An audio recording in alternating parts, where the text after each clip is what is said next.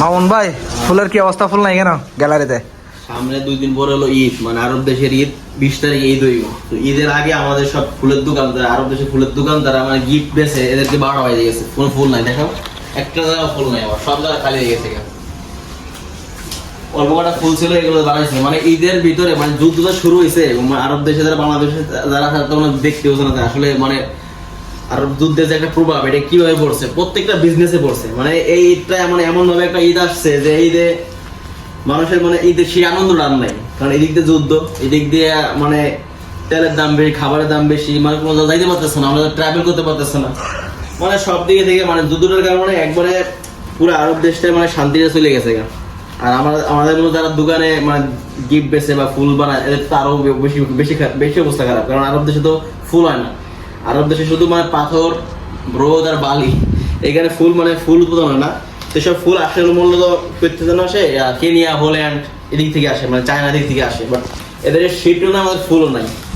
তো অল্প কটা ফুল খুঁজে মুজে পাইছি আছে, সারাদিনে যেন কতগুলো কাস্টমার গেছে দোকান থেকে, অনেক কটা কাস্টমার দোকান থেকে চলে গেছে, মানে আসছে ফুল নাই, একটা জায়গা ফুল নাই, প্রত্যেকটা জায়গা খালি আর কি, একটা জায়গা ফুল নাই। তো মানে প্লাস্টিকের ফুল বানায় রাখছিলাম এখানে, দেখাও প্লাস্টিকের ফুল বানায় রাখছিলাম, কাস্টমার প্লাস্টিকের ফুল ইউজ করে না, কারণ এটা বাংলাদেশ তো না, প্লাস্টিকের ফুল মানে সব ইউজ করে, এটা সব ন্যাচারাল ফুল মানে লাভ করে, বেশি ন্যাচারাল ফুল লাইক করে।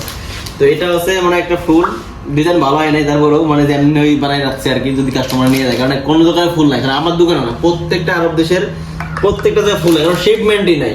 মানুষ বাইরের থেকে কিভাবে আমার ফ্ল্যাট করে ফুল আনবে, সেই ফুলটাই নাই। তো এই ঈদটা একদম মানে মাটি, মনে তো কোনো ফিলিংসই নাই। দ্বিতীয়ত ঈদটা এমন ভাবে পড়ছে, অনেক প্রবাসীর মনেরও ফিলিংস নাই, কারণ অনেক প্রবাসী তারা মানে জব করে, ওদের স্যালারিও পাবে না, কারণ 18-20 তারিখে যদি স্যালারি কেউ দেয় কখনো দিবে না। তো যদিও নিয়ম করছে দিবে স্যালারি, যদিও গভর্নমেন্টের নিয়ম অনুযায়ী মানে বলছে যে 18 তারিখ বা 20 তারিখে আগে স্যালারি দেওয়ার নিয়ম, বাট অনেকে দিবেও না। তো অনেক মানে যারা যারা মানে কাজ করে, দোকান বাড়িতে কাজ করে বা অনেক জায়গায় কাজ করে, এরা কিন্তু টাকাও পাবে না, মানে সেইটাই মাটি, কারণ ফ্যামিলির কিভাবে টাকা পাঠাবে, স্যালারি পায় না, টাকা পাঠাবে কিভাবে? তো এরকম মানে অনেকে বিপদে আছে, মানে যুদ্ধে প্লাস আবার মানুষের এমন ভাবে ঈদের মানে একটা ডেট পড়ছে যে 18-20 তারিখে, মানে 1 তারিখ হইতেছে না বা মাস শেষ হইতেছে না, তো কিভাবে স্যালারি পাবে? স্যালারি পাইতেছে না, আবার ঈদের মানে বেচা কেনা করতে পারতেছে না, তো ঈদের মানে যে ফিলিংসটা একদম মাঠে হয়ে গেছে। প্রত্যেকটা প্রবাসীর মনে কোনো ফিলিংস নাই, হয়তো কিছু মানুষের আছে, আর 90% মনে হয় মেবি নাই, কারণ কি স্যালারিও নাই, টাকা পাঠাবে কেমনি দেশে, যাইতেও পারতেছে না, বা বিজনেসও নাই, দোকানও নাই।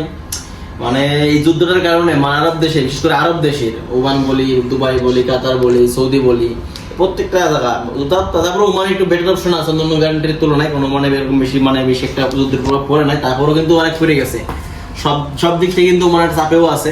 তো ঈদের যে ফিলিংস এগুলো নাই। আর ফুলের বা বিজনেসের, প্রত্যেকটা বিজনেস, শুধু ফুলের দোকান না, প্রত্যেকটা বিজনেসে কিন্তু এখন একটা একদম লোতে চলে গেছে। আগে তো সবাই মানে স্বাবলম্বী ছিল, এখন একদম লোতে চলে গেছে। ফুলের কোনো ফুল তো বলতে মানে বিজনেসটাও আমার বারোটা বেজে গেছে, মানে কাস্টমারও সেরকম নাই, তো বিজনেসটা খুবই ডাউন চলতেছে। আর এই মুহূর্তে আশা করি যে ঈদের পরে সবকিছু ঠিকঠাক হয়ে যাবে, আর যুদ্ধটা না বাড়ুক। আর এই যুদ্ধটা ভালো কিন্তু সবারই ক্ষতি, সব জায়গারই প্রবলেম।